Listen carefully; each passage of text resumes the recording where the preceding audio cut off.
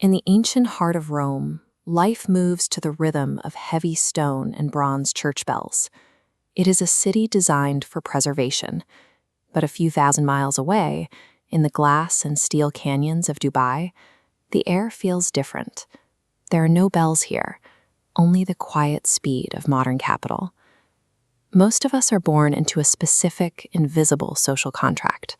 From childhood, we are taught to trade our most precious, unrecoverable asset, our time, for a thin sliver of safety. We hand over 5 days of our week to a master, relying on a predictable paycheck to shield us from the unknown. We are ushered into safe corridors, culturally approved paths like medicine, law, or financial auditing. These routes promise stability and social respect, but the internal architecture of these careers requires compliance to a clock. Your worth is measured by your physical presence at a desk. This definition of safety functions as a mathematical trap. It trains you to funnel your finite energy into a system someone else owns. You are selling the results of your hours, and an employer is buying them at a discount. Inside those corporate towers, a realization eventually hits. You look at the mountains of files and the frantic pace of the audit floor, and the arithmetic reveals a hard limit. Your effort might double, and your stress might triple, but your financial reward follows a strictly capped linear path. Because your income is tied to a timesheet, you jealously guard your hours. The system forces you to prioritize physical presence over actual outcomes. The act of being seen in your chair becomes the primary metric of your value. Pouring more effort into the structure does not move the needle. It simply accelerates the rate at which you lose your days.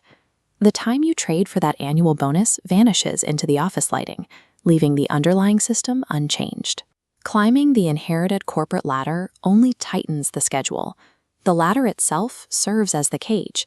Escaping that cage requires a shift in how you perceive money.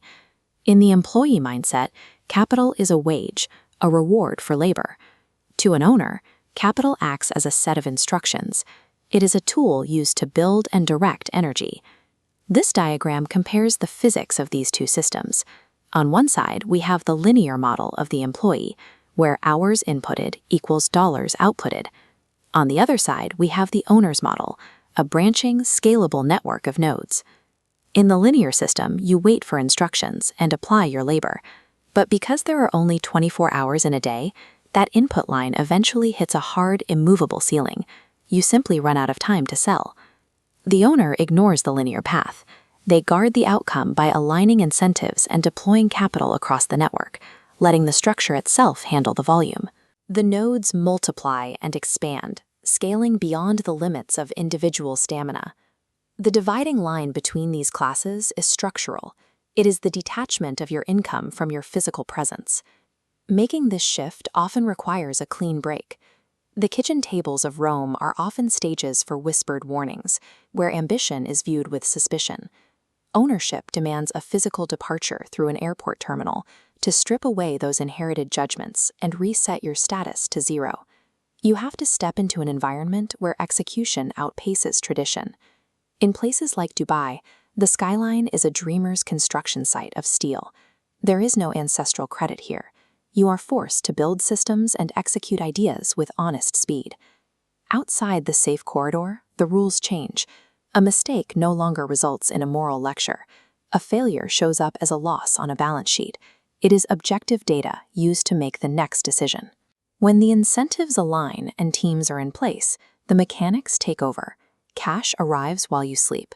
The systems you constructed grind forward, generating returns without the need for your body to occupy a desk. Your family might call this exposure dangerous, but embracing this risk is the price of entry required to buy back your own clock. When the noise falls away, you are left with margin. Margin is the luxury of ownership, unstructured time where the mornings offer themselves to your thoughts rather than a schedule. You wake up to a day governed by your own direction, but this margin comes with a cost. A slow severing happens between you and those left behind. Their pride is tied to lifelong sacrifice. They survive by believing their endurance was a necessity. You cannot drag someone out of the cage if they rely on the bars to hold their world together. Explaining the mechanics of your freedom will only sound like an insult to their lifelong struggle. This is the burden of autonomy. You must learn to live without the permission or the understanding of the past that built you. The architecture of your house changes the perspective of the next generation. Children raised outside the invisible fence view the world as an open ground. The inherited hesitation that shaped your childhood never enters their atmosphere.